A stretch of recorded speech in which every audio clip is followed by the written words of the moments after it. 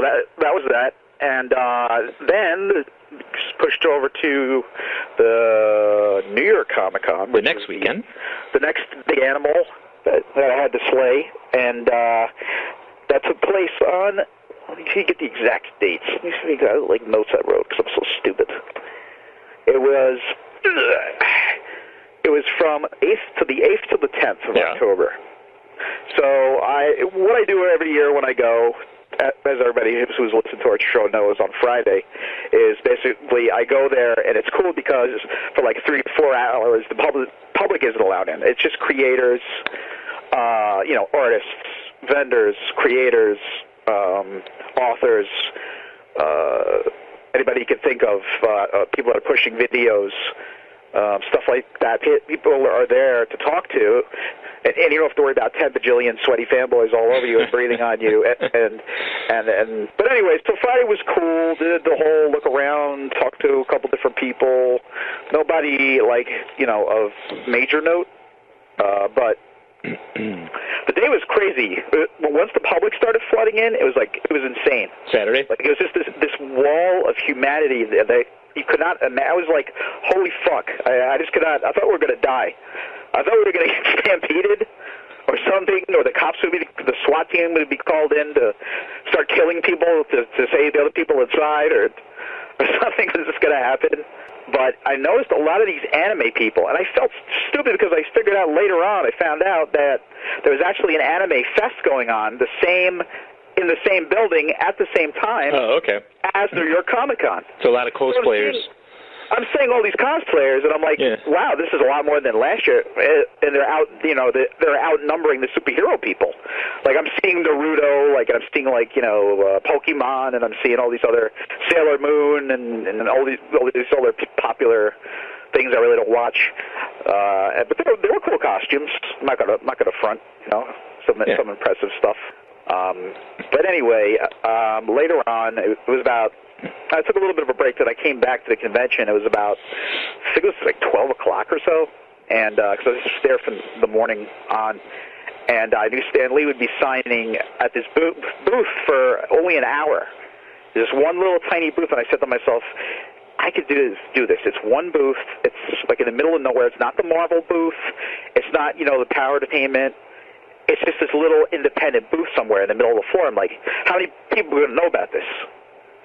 So I finally find the line, and I get on the line. It wasn't that bad. And I'm like, is this the Stan Lee line? Yeah, he's not even here yet. You don't even know he's going to be here. And I was like, really? They're like, well, advice from us to you basically is wait on the line, because a lot of the time his time is short. He can't make it. He'll try and slip in and give you at least like 20 minutes of autographs. So I said, dude, just stay on the line, man. I advise you to just stay on the line. So I said, all right, I'm not doing anything else. So I started talking to all those other people that were really cool. Met this guy from Tennessee. He had a comic shop actually, and his buddy was in front of him a couple heads up, and he was getting an issue of Spider-Man signed. It was the first appearance of the Rhino. It was a minty copy. It was so nice. Yeah. And he showed it. He's like, check it out. I was like, oh, man. I was like, I don't know if I'm worthy to hold this. I was just like holding it like, this is so expensive. Nah, it can't be that expensive. Really? No, the Rhino. The Rhino? Ooh. Yeah, dude, it was the original John Romita. Okay. The first appearance. All right. What of the Rhino? You're going to get my fanboy gander. You know what doesn't happen. There's going to be heads are going to roll. One of the major villains of the Marvel Universe. How dare you? I'm sorry. How dare you downplay the Rhino? How dare you? That's just horrible. He's going to be the villain in the next Spider-Man movie. I'm going to take you back to be shot tonight. I'm telling you. I'm sorry. I'm taking you out the pasture, buddy. I'm going to make Elmer's glue out of you. So anywho, waiting on the line. It's taking a while. Stan's late by about a half an hour. We're all starting to be like, oh, man. And people are starting to cut in front of our line. Excuse me. Because we're in the middle of the con floor. So people kept cutting by us all the time, like, excuse me, pardon me, excuse me. Yeah, that's kind of rude. And I felt like leaving us, like making a shirt that said, yes, this is the fucking line for Stan Lee. And yes, you are fucking annoying me by asking me. And yes, pardon me, excuse me, you're excused. God damn it. Yeah. And everybody on the line around me felt that was hilarious. I said, I'm going to make up T-shirts for all you guys for next year. And he said, yes, this is the fucking line for Stan Lee. But what's this line for? excuse me, what's the line for? I must have asked that line 10 billion times at least, and I was counting. And I didn't know you could count that high. And then I looked back at me, and before you know it, the fucking line is from like the front of the place to the back of the auditorium. Huge auditorium. Wow, yeah. So the way back. You know, I'm like, dude, you're willing to wait in that line back there, but he's only going to be signing for like an hour. And people are like, oh, okay, thank you. You know, and they went to this gigantic line.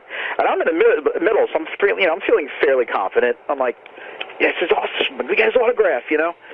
Finally. After your failed attempt before. I'm telling you. Explained in a previous cast. Yes, that was a heartbreaking. And I said to myself, I don't care what I have to do. I'll elbow somebody in the face. I will step on an old lady's head. If that's what it takes to get to the front of the line, to meet Stan Lee, to get his autograph, I will do it. There will blood will be shed, whatever. So anyway, they go, okay, next 20 people. And they're like this gang of goons, kind of like ushering people in to meet Stan Lee. And all of a sudden, from nowhere, this crowd of people comes, these outsiders, as I like to call them. Outsiders. Start gathering around our line, like they were on the fucking line in the first place. Yeah, that's rude. Yeah. I'm like, what? Dude, I blew my fucking stack. I was like, you got to be fucking kidding me. I was furious. It was like, we've been waiting on this line for like an hour and a half for a reason? Because we're waiting in line. Right. And everyone's like, I was here before. We're like, no, you were not. And then all of a sudden, like, security started cutting in, and these people started getting in front of us. So we're like, are you fucking kidding me? You know, and then they're trying to sneak in front of us. And thank God the security started pushing people back. One guy grabbed me, and I'm like, I didn't know he was security. So immediately I'm like, why the fuck are you touching me? Get the fuck off me. I thought it was like some dude, like, just was putting his hands on me. I'm like, what the fuck are you doing? And the guy's like, dude, I'm security. He was like 5'2". I turned around. He's like some short little guy. He's like, I'm security. I'm like, man, I feel real safe. And I'm sure Stan does too. He has a fucking Oompa Loompa as fucking security. But the rest of the guys were pretty big. Yeah. So, I guess he felt okay. But anyway, this is my Stan Lee experience. Okay, next 20 people. Whoosh, whoosh, whoosh. I'm at the front. Stan Lee's in front of me. I start to whip out my autograph material. And I'm like, hi, so sir, pleased to meet you. And I'm fanboying out. And I'm like, could you make that out too? And the guy, before I could even finish it, he goes, he's not signing personal autographs, autographs only. And I'm like, okay. Like, before I can say thank you to him, I just get it out. I just go, thank you so much, sir. And I look at it, and he looks at me, he goes, thank you. Yeah. And I just kind of get ushered out, and that was it. That was my Stan Lee experience. I rushed from a long, long wait to, like, literally, it was like an orgasm. It was like this explosion. It was like this jizz explosion. It was like, he's just a dude. Next 20 people! Phew! And I'm like, oh! And I'm like one of the little fishies, swimming upstream. He's just a guy. I know, but it make him out to be so much more. Like, I remember being 10 years old in 4th grade saying, I want to be Stan Lee. I want to be Stan Lee. Not, I want to be an artist. Most people, want to be a rocket scientist. I want to be a Wolverine, a character. Stan Lee, right. Yeah, I don't even want to be a character. I want to be Stan Lee. Oh, you're a character. You're a character. Yeah. Jesus Christ, what a mess. But, later on evening, about 8:15, there's supposed to be this panel for Riese. I know that you're aware. Yeah, I actually saw that. Of the series. I believe in the spring. It was very good. It was kind of a post-apocalypse kind of deal. Exactly. Filmed in Vancouver. It dealt with this woman and her wolf. And the enemy was kind of funky, too. But they pulled the series from YouTube because I guess it got some kind of deal. Yeah, and you can tell the rest of the story. Come this way. Yeah. So, and as it picks up some star power, I believe, because of Syfy, one of my big crushes, who I was hoping to see Friday, but I didn't see her on Friday, Allison Mack. Yeah. I have a huge crush on Allison Mack. I always have. Beautiful. Day one. She is. And Patty was making fun of me, like, everybody's always like, Kristen Crook or, but not a lot of people say Allison Mack. I love Allison Mack. Yeah, she's hot. She's always like cute and just funny. she looks genuine and like a nice person. The girl next door. Exactly. So I've been crushing on her for the longest time. So I'm like, I'm actually going to get to see her speak in person. Maybe I'll get to meet her. It'll be cool, I get to get this audio and everything for the show. So I start, getting some audio. Unfortunately, with this particular audio, I didn't get close enough. I was kind of far back because obviously Allison Mack was going to be there. Right. And I believe Riese's was, when it was on the internet, it was a fairly popular web series. So there was a lot of people in the audience. It wasn't just Allison Mack people. It was all Riese people from back in the day. Riese heads from back in the day. So, everybody starts piling in. I got this kind of okay seat, and I'm like, crap. And, of course, that bonehead decides to forget his camera that night. Basted. So I could not get any photos of Allison or anybody else on the panel. So I was kind of upset about that. But from the clips I saw that they showed actually at the screening, they had not a screening, but kind of like a trailer screening. Sure. It's kind of funny. At the beginning of the audio, you'll hear, "Okay, here we go, everybody, get the lights." So they hit the lights, and the projector wasn't working with the sound. It was just no sound. So everybody's like, "What are we going to do? Let's do some on the spot monologue." So they're trying to voice out the part. It's kind of funny. Like, "I am here to get you," ha ha ha, like bad voices and laughing. But finally, the audio kicked in, and I got to see the trailer, and it was really cool. Yeah, it looks good. It's really quality. Like, it looks like a real deal sci-fi series. Not just one of those crappy ones they do, but like a good one. Exactly. So you get to hear the question answer with the director, the creator. There was the star. There was the head villain star, Allison Mack. And the guy from Syfy who actually signed that series for Syfy. It's probably one of the smartest things they've done in a long time. The money guy. Yeah. Yeah. Like, I remember watching all their really, series suck. I remember being hungover and watching bad sci-fi movies the next day with my friend Dan. It was called Street, Sky, Space Hawk. Yeah. So it's a really generic rip off of Battlestar. Who am I? They must make money. They must get advertisers. I don't know why, but okay. But my friend's like, "Dude, we should totally make one of these. You get some lacrosse equipment and paint it black." Exactly.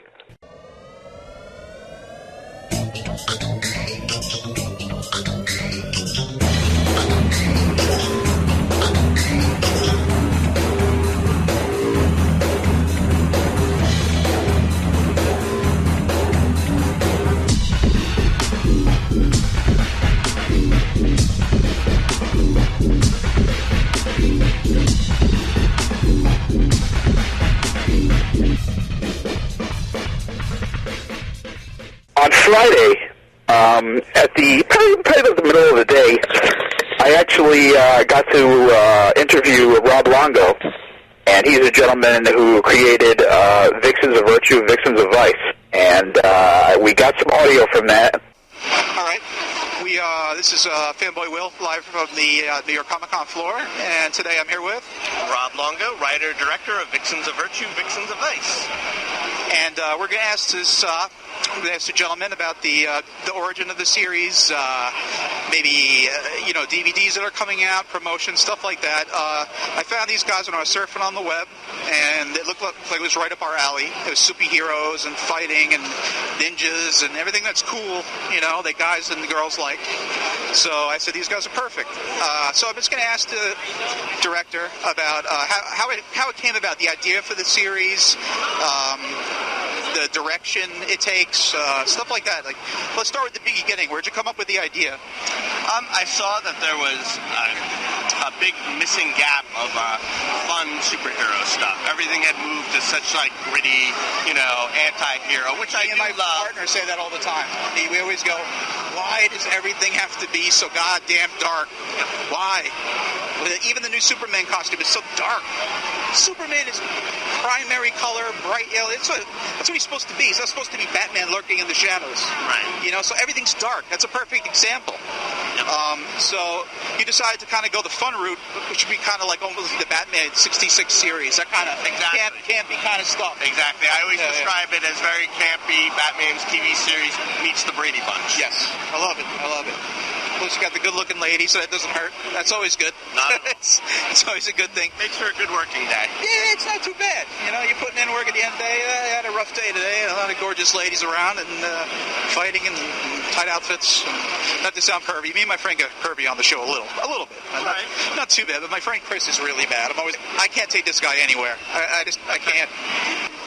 You know, I appreciate all things, but with Vixens, we try to keep it PG, no nudity, no blood or anything. You know, I don't want to alienate anybody. I want to give everyone a good time of campy, cheesy fun. Like, you should watch it, laugh, feel good, and have, like, a few good fight scenes that you watch. People these days, like, they take things way too seriously. It's like you're putting out something, and you're just like, you know, I'm going for these people. If I don't get this market, I don't get this audience, I'm going to be mad at everybody, and it's going to be just hellacious. A lot of fan film projects, you know, just go down the crapper because people take it too seriously. Egos get in the way, stuff like that. So it's great to hear that you're doing something that's, you know, positive and fun and not like in the shadows, dark, and my parents were murdered and all these things and heads are flying off. And so it's really good. So tell us about the whole superhero spin on it. We went superheroes because I'm a big comic book fan. I have been all my life. These characters actually originated way back when I used to play a role-playing game, DC Heroes, by Mayfair Games. Okay. And I was about 13, I think, and I had the idea of stepsisters who didn't get along. One was a hero, one was a villain. And so I went from there, and when I decided to get into filmmaking, I'm like, I need something marketable that I would love and enjoy doing. And I'm like, well, I have these characters from way back when. How can we develop them, flesh it out more? So it became Vixens of Virtue, Vixens of Vice. Very cool, very cool. And what about the kind of like the ninja that gets introduced into the series? Was that, you know, kind of like, yeah, I like ninjas too, so let's toss them in the mix, or did you have an old character that was maybe a ninja you wanted to throw? No, you know what? The nice thing about the project has always been that I attract great people, be it crew or talent, the actresses. And we had one actress come in, Yue Zhao, who was Chinese, who auditioned for us. Okay. And I hadn't even thought of, like, you know, anything, you know, like martial arts or anything. And I thought, wow, what a great addition to the subplot of the story would be is that the stepsisters, the villains, one of them was adopted. And she was stuck between her loyalty to her, you know, her family, her adopted family, and her ninja master. So I decided to go with it, and you just, you know, as an independent filmmaker, you kind of have to roll with that, whatever comes your way. Use what's good and what's interesting. That's the best part. It's grassroots. Grassroots operations are a lot more respectable to me because, you know, you don't got $20 bajillion and you're going to go fuck up a movie. Happens all the time in Hollywood. When you're making an independent film or a fan film, you don't know if the answer to anybody doesn't know anything. It's all coming from the source. Nothing's filtered or edited by the director unless he chooses to do it. But I'm glad to see that you're kind of going the fun route rather than, you know, all this other negativity that's going around. There's too much negativity anyway in society. And just to soapbox for a moment, you know, on the whole ninja pirate debate, I side with the ninjas, of course. It was ninjas versus pirates. It was an easy decision. All right, sharks versus zombies. Who would win? Sharks. Okay. All right. So you see like a zombie with a shark on his arm, just trying to like get it off. So that's hey, maybe you can introduce like a zombie hero. That'd be cool. That would be cool. Resurrected from the dead zombie hero. I'd love to get it to the point where I can spin off of like the whole universe that we've created. That'd be wonderful. And you guys put out a comic book. I understand now. We did like a character compendium of all the characters because there are a lot of them, and we're just gonna and we're just gonna start to do an actual like 4-color comic book with an artist and everything. Who are you guys? Are you just doing it independently? You have a company or independently? My own company I founded. You know, till somebody wants to write me a real budget and a check. Okay. Which I'm always willing to accept. Very good. And And you guys are actually online now. You have the online web series. Is there any plan to maybe try and branch out and contact maybe like anybody kind of like big or semi-big, or have you been shopping it around at all? Or? I haven't really been aggressively shopping it around because making it doesn't really leave me much time to do it. So I'm hoping to kind of be discovered, and that's why we're at the Comic-Con. We're trying to get out there a little bit more. And the other thing is, I say I would love to sell out and get that big check, but it is a labor of love. He was a cool dude. I mean, he was really like to sit down and talk to him was actually kind of enjoy. It was like your normal, I have to do this thing. It's a chore. He was really pleasant. So it was cool to talk to him. Okay, cool. Very cool. But Saturday, I was kind of like amped because I knew I had two, big things coming up. One was we actually managed to get an interview with Corey Feldman, who discussed his latest film in the Lost Boys series, which is Lost Boys the Thirst. Yeah. We got a chance to sit down with him. Cool. But before that, I was amped about that. Before that even happened, me and Patty showed up early, so we could obviously get in there first or second or whatever the case may be to the room, because it was like a media, it was like a round table. Yeah, I saw the video. A bunch of, just a bunch of journalists all around going, firing questions here, there, blam, blam, blam. Yeah. So, but before that even started, we were waiting outside, and there was nobody. We're sitting in like some chairs. There's nobody else there. And then I turned to my right, and there's like two girls sitting there, and one of them looked really shy. I said, "Who is that?" And I was looking, and I looked again, and I saw it was who Brad Butler is. No. She does the G4 TV role. Oh, I know exactly who you're talking about. Yep. Fresh Ink with the blonde hair. She's cute. Yes. Yeah, she's awesome. Yeah. And I saw her, and I was like, wow. I was like, holy cow, that's totally her. And of course, Patty has no idea who the hell it is, who I'm talking about. She's the only good thing about that show. show. She would know, she would automatically, hey, it's Blair Butler. And she was like, okay. And she's like, what does she do? And I'm like, oh, she does this Attack of the Show review show on G4. Shank it's called. And, wasn't she part of like a Attack of the Show? Isn't that what or is she doing something separate? And once in a while she'll come in. Yeah. Attack of the Show. I can't stand that fucking show. So what's that? I can't stand that fucking show. I hate it. It kind of annoys me. I used to like it a little bit back kind of like in the Olivia Monday, but now it's she's off to bigger and better things. I didn't realize that. No, I haven't. Yeah, she hasn't been on the show in a long time, so. Yeah. Okay. Ever since Playboy and Maxim and all that stuff, she's been kind of I guess oh, really? Taken away from the show. Oh, okay. I'll be doing some Google searches. So anyway, but she was really I always kept pictured I ever met this chick at a convention or whatever, she'd be so cool. I just know it. You could tell, Yeah. So I kind of approached her hi, Blair, and she was just like, hello, who are you? I said, oh, I'm a Blair Mackenzie, Fanboy Will. She's like, oh, what is your website, though? She's looking at my pass. Yeah. And I told her, I was like, oh, it's like a fan film thing. And she's like, oh, that's awesome, when are you guys on? Or whatever. And I'm like, oh, we got a radio show, and we got a webcast and all that. So she was like, oh, that's so awesome. I gave her my cards for the fan film podcast and Fanboy Theater. Yeah. So, and she in turn said, was willing to autograph. I had nothing to autograph really in my hand, so I whipped out my cock. So she signed the side of my penis. I whipped it out. Did you rub it a little bit so she had more room to work? Yeah, I just stretched it all in for her to be able to put more stuff on me. I hope she doesn't listen. I doubt. It was a painful 1 inch, let me tell you. But anyway, I had my program on me, so she just kind of she said, here you go, and she just signed it, Butler and the year or whatever, and she was like, Comic-Con, all excited. Quality. So she was like, that's really nice meeting you, whatever, and her producer showed up 10 minutes later, and I had to go off and do some interview with somebody. Yeah. So that was right before the Corey Feldman. So that was really expected surprise. Yeah, awesome. She's a hottie, and she's funny. She is. She's easy on the eyes, and she's really awesome. Mm-hmm. So, yeah, if you ever get a chance, beside her comic book stuff and all that stuff, she's also a stand-up comedian. And, okay. I've caught some of her stand-up, and it's actually really, really funny. She's I got that Stephen Wright kind of dry humor. Right. That long pause. Yeah. The audience kind of soaks it in more, and then laughs for her, that kind of a thing. So, but she's really good, and she just happens to be a fangirl, which is awesome in everybody's book. So that's cool. So that was a very good little surprise. And but anyway, and then, so, like I was saying, Corey Feldman was there promoting Lost Boys of Thirst, which is the third film in the Lost Boys series, and, we went into the press room, everybody was getting ready, and his prep guy came in. He was like, blah, blah, blah, it's going to be a roundtable session, you're going to ask so many questions for a certain amount of time, so we're all, like, going through our questions, like, highlighting the good ones and kind of, like, leaving the bad ones out, right? So, I got a couple that I think we're good. Song. So, lyrically,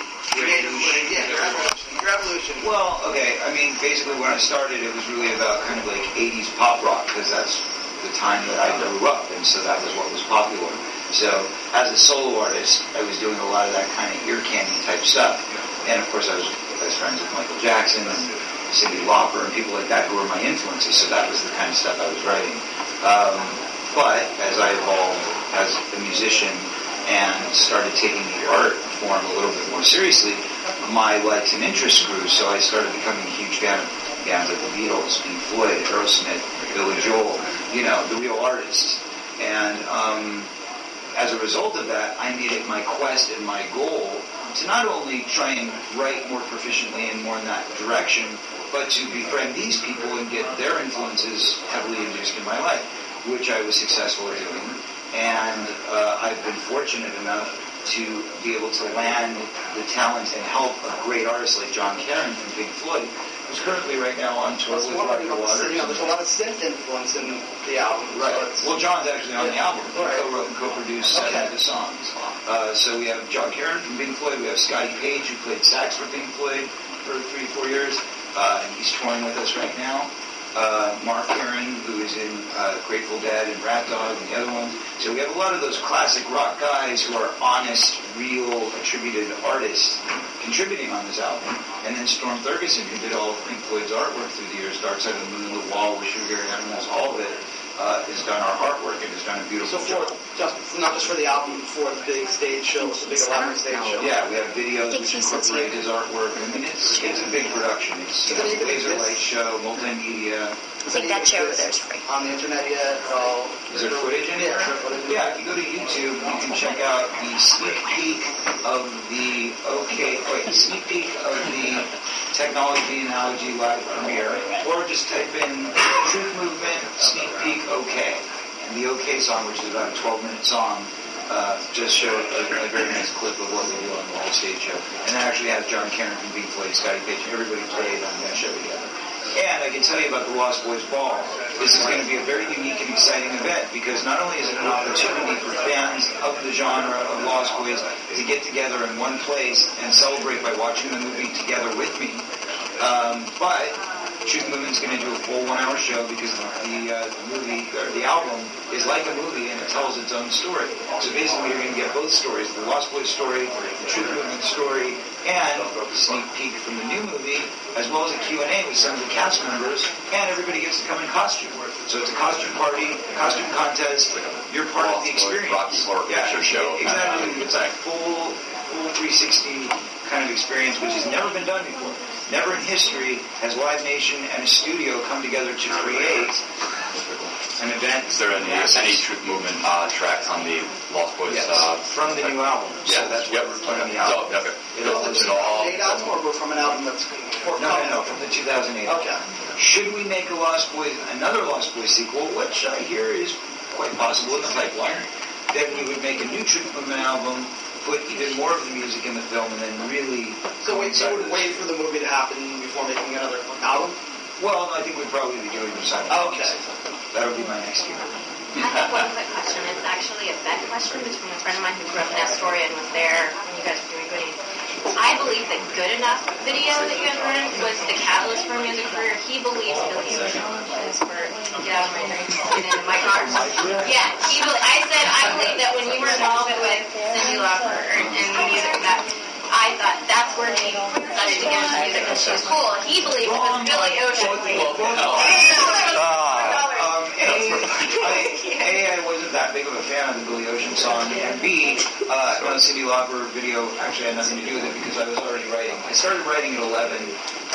Michael Jackson was very much the catalyst, but even more so, and this was surprising to all of you, my biggest catalyst in what started me as a writer was Weird Al Yankovic. Because as a writer, the first thing that I did, I was 10, 11 years old, and I'd be sitting in my room, and I would play a little tape recorder. I would take my tape recorder, record my favorite songs off the radio, and then really try to learn the phrasing and the lyrics and like how a song was structured. And the best example to me was Weird Al, because he would take these songs and kind of turn them into his own. So before I knew how to write my own songs, I took other people's songs and I turned them into parodies. And that was what taught me how to write verse, chorus structure, and timing and rhythm and all that sort of stuff. He had already deconstructed to them, so you saw the elements and how he had done it. Exactly. So that was actually my teacher. I'm going to move you over to that table. You guys want to glom over that way and piggyback on it? Or that? It was really a lot of fun talking to you about this. You feel like such a cheater right now. And now we can't even ask you all sports options. Yeah, they already asked everything. We can't see the World Series. Well, if you got nothing left, I mean, you know, I can go. Actually, Corey, I have a question for you. Yes. No, I'm not sick. I grew up in the 80s, too. Actually, I think we were born the same year, so I followed a lot of your stuff. And I want to know, since there's going to be now there's a Lost Boys, is there going to be a Goonies one? Yes. Yeah. Goonies what? Another Goonies movie. I want to see all the gang come back. You know, yes. Barbara Streisand is starring in it as the lead role. And, and Leonardo DiCaprio is now going to play Mouse. This is a documentary that guy made, which he went to all the Goonies sites across where you guys filmed. Oh, yeah. And he did a documentary. It was road trip with his friend. He went to, like, the house. Wasn't I in it? I don't know. No, I know there's one out there. It's on YouTube. You can check it out. Made that it's I really did good. Do an interview for somebody who did that, but look, we would all love to see a Goonies sequel made, but see, what we did with Lost Boys was we kind of backed into the right recipe. You know, really. Like, we did the original film, everybody loved it, we all wanted to make a sequel, 20 years passed, it never got made. Warner Brothers, for whatever reason, got itchy and said, hey, gee, wouldn't it be great to continue that franchise and let's make a sequel? And they did, and it wasn't very good. And then we all had to kind of backpedal and make a really good one to make everybody happy again and love us. I don't think we would make that mistake with Goonies. With Goonies, we all already know what kind of sequel it would need to be. It holds a very, very, very special place in the hearts and minds of people all over the world. I mean, Lost Boys, you know, you have a little bit more leverage, like, as far as, like, slip room.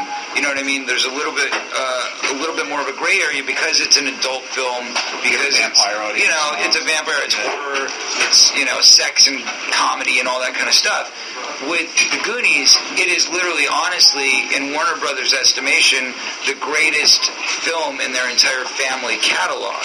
So, you know, a movie like that, that's so special to so many people, you can't just make a straight-to-DVD sequel. It's not going to work. Even in this day and age where DVD promotion is almost as strong as theatrical promotion, it's not going to hold up. It's got to be done for, you know, at least $50 million. I put it up there with Raiders.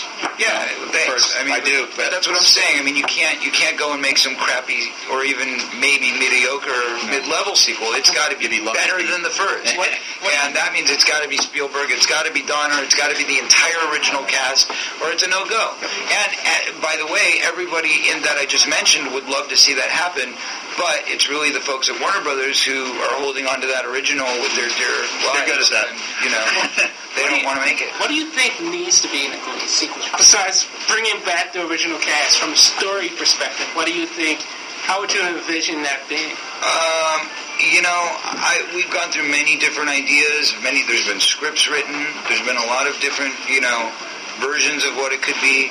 At the end of the day, what would I see as being a sequel? I would see it being, obviously, you know, we're not kids anymore, so it would have to be all the kids who are now grown-ups together, and I would imagine them having their own kids, and their own kids are a bit mischievous, and they go off and have their own adventure, and somehow we get sucked into it and really pissed off about that.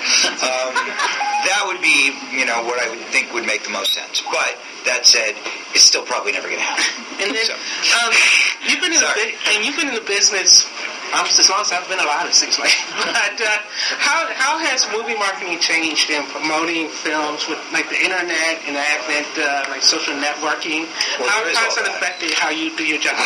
I'll put it to you this way: when we announced this new event that we're throwing, with the help of Live Nation and Warner Brothers, my friends over at Live Nation said, "Where's your Twitter account? Where's your Twitter? You got to be on Twitter if you want to promote this thing."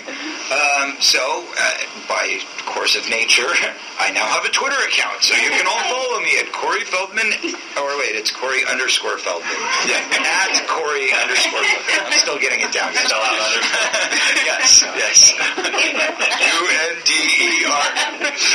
But anyway, yeah, at but yeah, no, it is obviously it's interwoven in how we market these things. I mean, look around you. Obviously it's all about multimedia and creating a social networking, live, interactive experience so people can feel more connected. I mean, in the 80s, when we did movies, and if you just look at the celebrities of that time, the imagery of what was happening in the celebrity world, it was all about smoke and mirrors. It was all about, we wanted stars that were unattainable, that were unreachable. That's why Michael Jackson was the biggest thing on earth.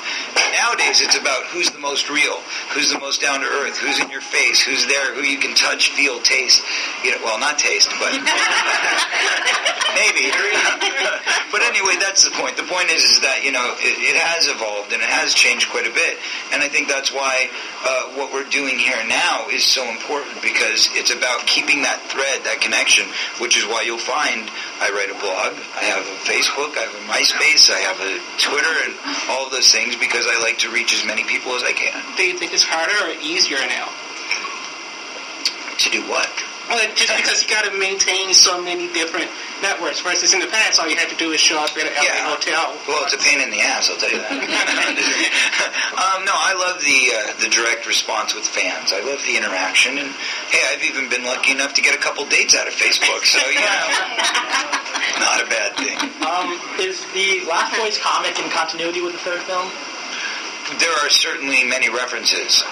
The nice thing about the comic book series is that it's kind of like the Star Wars trilogy, where it's the prequel and it's the kind of button on it all at the same time. Mm-hmm. So it kind of wraps everything up really nicely. So if you're watching the 3 movies without reading the comic book, you're definitely going to miss a piece of the pie. However, if you read the comic book before seeing the second and third movie, you're going to get a lot more out of those movies. So, I did work very closely with Hans, even though I don't get writing credit for any of this stuff, but I did work actually on all the dialogue that Edgar Frog says in the comic book series.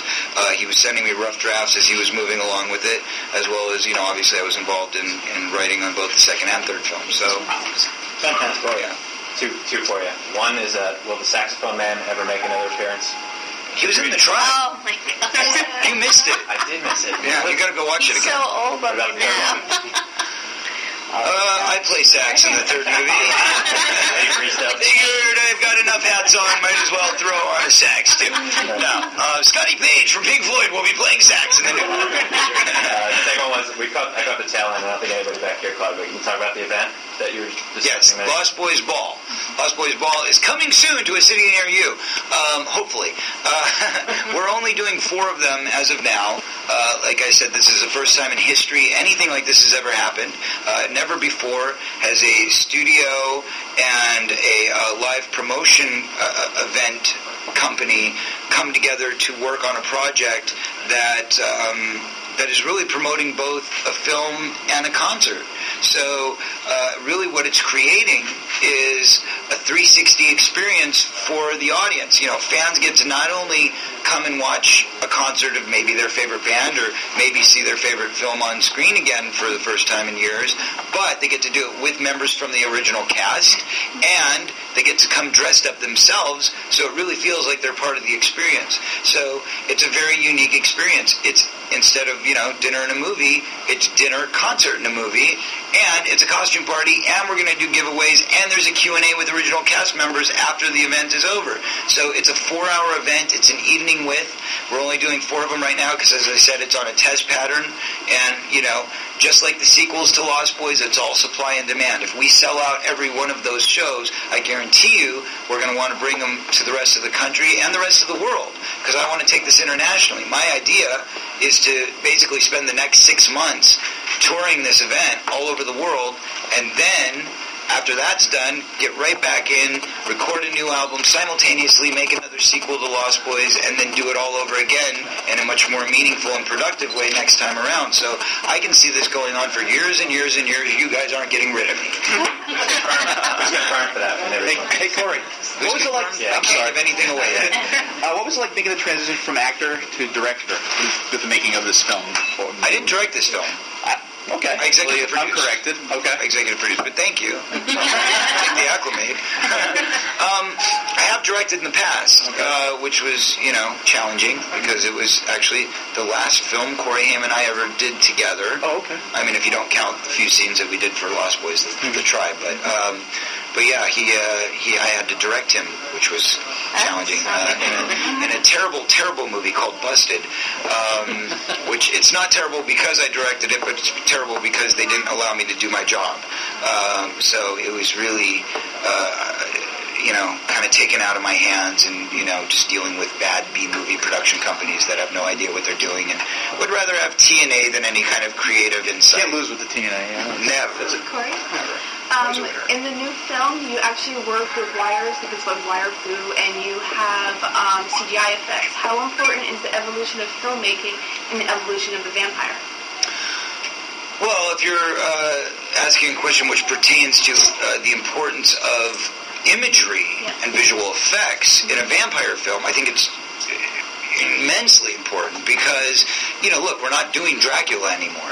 This isn't Christopher Lee coming and finding a wooden coffin and opening it up and having some dust fly out, and we all know there's a vampire in there.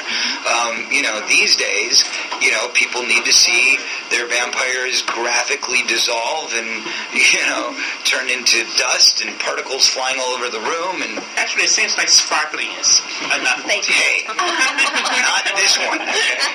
Don't say the T word. Exactly. Twinkle, twinkle, little star.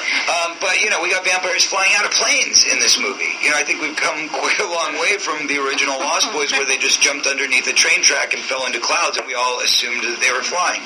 Now we really get to see them fly. So we're bringing that to life. And that's the evolution. And I think that it is a necessary evolution, because let's face it, in this day and age, in the computer age, kids are jaded. And if you see something that's lackluster or less spectacular than the movie that you just saw 5 minutes ago, you're going to turn it off. So you've got to compete. You've got to stay, keep up with the Joneses, as it were. Corey, I'm still here with AOL Pop Eater. I had a question. I read that Corey Haim wasn't set to be part of this film, but with you serving as executive producer, was it sort of a tribute to him and sort of carrying on the Lost Boys legacy without him? No. As a matter of fact, he wasn't set to be a part of this film because he screwed up on the second one, and we had a hard time getting that production day shot, which was very eloquently documented on the two Coreys. And that caused a huge personal problem between us, which caused us to not speak for a year. And the problem was because he was having emotional problems, and me being somebody who is a recovered addict and spent a lot of time dealing with addiction in my past, I knew that the only way to get through to him was through what we call tough love. And that was by kind of just turning my back and saying, look, until you get yourself together, I can't be there for you as a friend anymore, and I certainly can't monopolize off of your failures by continuing on with a TV show that's a farce. Because until I know that you're grounded and secured, I don't want you making money. I don't want you being successful, because it's only going to feed your addiction. So that was why we fell apart. When it came time to make the third film, him and I were still not talking, and he had certainly not done any repair work with the studio, and they were very resistant to take that kind of gamble again, as I'm sure you can understand. It's business is business. However, we did make up right before production started, and the script that you see turned into this film was all written and shot in sequence exactly how it was meant to be. And the message that I'm trying to convey is you will find scenes that are very uncomfortable and eerie in this film, which not only convey Corey Haim's character and his presence in the film, but also emulate the idea that he was gone when we shot the film. When in fact that was a storyline, that was a plot point. He wasn't gone, and not only was he still alive, but him and I spoke the night before I actually shot a scene at the cemetery visiting his gravesite. I was in Africa, I was in my bathtub taking a bath, and I was on the phone with Corey Haim. And, he was like, how's shooting going? How's everything going? And, we were rebonding at that time, kind of reconnecting in our friendship, because he had really spent some time over that year getting it together. His mom had fallen ill with cancer, and he was being a really good son and taking care of her, and he got very responsible. He grew up very quickly, and he was there for her. He was cooking, he was cleaning, he was taking her to her chemo appointments. And so he was telling me all about this, and he said, now that I'm better, how do I get in the movie? And I said, I'd love to have you. It's a little late. We're already shooting a scene tomorrow where I got to go visit your grave, so obviously we can't do that. But, I'm glad you're together. I'm glad you're interested, and I think we can find a way to bring you back for the next one. Well, being Corey as he was, a little bit of a loose cannon, a little excitable at times, of course, immediately hung up the phone with me, ran right around, called, Associated Press and said, hey, great news, everybody, we're making a fourth Lost Boys and I'm going to star in it. So the next day, when we were actually shooting the scene at the cemetery, the producers and I opened up the newspaper and saw Corey Haim set to do next Lost Boys sequel. So, of course, we were all standing around kind of joking, going, well, hey, good news, everybody. Apparently we're making another Lost Boys, and Corey Haim's going to star in it, so we're good. And that was really the way it went down. And then, unfortunately, the actual events of life took place as they did, and we were all just kind of shocked and troubled by it. As a matter of fact, after his untimely passing, I was going through a very, very deep and serious period of remorse and mourning, and kind of just in a cloud. I mean, I still, every day, there's not a day that passes that I don't think about him and miss him and want to call him. But it was about 2 weeks after he was gone that I kind of stopped and went, holy shit, we shot all those scenes that refer to him being gone, and that's creepy. So it's life imitating art. Is it hard for you to watch those scenes now? I need to move him over to this table so it's fair to everybody else, because we got about 15 minutes left. He was just so down to earth. I didn't expect him. He sat at our table, and the round film that was going from table to table. There was maybe about 1, 2, 3, 4, 5. There was maybe about 8 journalists at each table, and there was about 3 tables. Yeah. And we were the last table. So I was thinking, when he comes to us, he might just be I gotta sort of get out of here. But he was actually willing to stay over his time to talk more to us. And he actually gave me an autograph. Patty got it for me because I was too chicken to go. But Patty got him an autograph, and I'll show that to you on Fanboy Theater and blog and stuff like that. You'll see a little Corey Feldman signature in front of my Lost Boys graphic novel. But anyway, later that evening, it was like I said, about 5 o'clock before, and they were doing a panel, and I knew about it. So I was doing this without Patty. We were walking around, putzing around the convention. I knew, I saw the clock to be this big crowd of people waiting to, because it was a huge follow, to go in there and see it. So we came back, and it was just forget it. It was ridiculous. The lines were around the universe. It was so bad. It was really, really bad. So we just said, fuck it, we were upset. But later on, we knew that there was going to be a signing with Laura Vandervoort, who was also... oh, yes. Well, so Fanboy Will had to be there. Yes. His business. She had to make it his business. So, Supergirl is signing. Yeah. You must be there. Dude, I'm telling you, in person, TV does her no justice. Yeah, I'm sure. She was absolutely, fatally beautiful. Yeah. I was dead. I was drunk dead. I was yeah, she's... I just saw her and I was like, oh my god, she's so beautiful. I was standing in front of her, must have been she's awesome. Going on in my head, but yeah, I was just kind of stunned, could you sign this for me? But get that autograph was hell. That was another hellish situation. We had to wait on these huge long lines that ended up getting moved to this location, and that location, and another location. And then the nerve at the end to go, okay, guys, we're going to take about 100 more. So everybody is back to this line. We cannot guarantee if you're going to get an autograph but if you want to stick around, you can stick around, and we'll get your autograph. Right. So a lot of us abandoned ship. They're like, fuck it, I'm not waiting for nothing. You know, I'm not waiting. So I said to myself, this is fucking Supergirl, and I'm a goddamn Smallville fan. I am waiting. I am waiting to get this autograph and to meet her. Yeah. So I persevered, and basically paid off. A lot of people fled the line, giving way to more guys and gals, and it was actually a really good mixture of females and males. I was expecting like an all-male kind of, but there's a lot of V fans that are, female V fans and Supergirl fans of Smallville and all that. But she was really cool and nice, and then there was the head of the aliens. She was there. Her name escapes me, but she was also very beautiful, and she was signing, and it was pretty cool. And I got the autograph, and Patty was like waiting right outside for me. And I was like, "Oh, Patty." And she was like, "I was only here for like 10 minutes. What happened?" And I told her the story. She was like, "Jesus, I'm glad I wasn't with you for that." Yeah. People were trying to cut the line at the end, and security was like grabbing people. And people are losers. Assholes. Yeah, people are losers. Most people. But basically, that was the. I forgot to actually again leave out one more thing. Amber Moulter was there. Oh, okay. Yeah. Catwoman. You know how I found this out? No. It was like the last day I'm leaving, and I got all my bags, and I'm ready to go out to the street, and I looked behind me, kind of glancing behind me, and I saw this stand, and it said, like this is script, Amber Moulter, and I said, Catwoman. I said, no way. Yeah. I had no idea she was going to be there. I would have talked to her. Right. And the booth was empty. There was nobody there. And there were like a couple pamphlets. Yeah.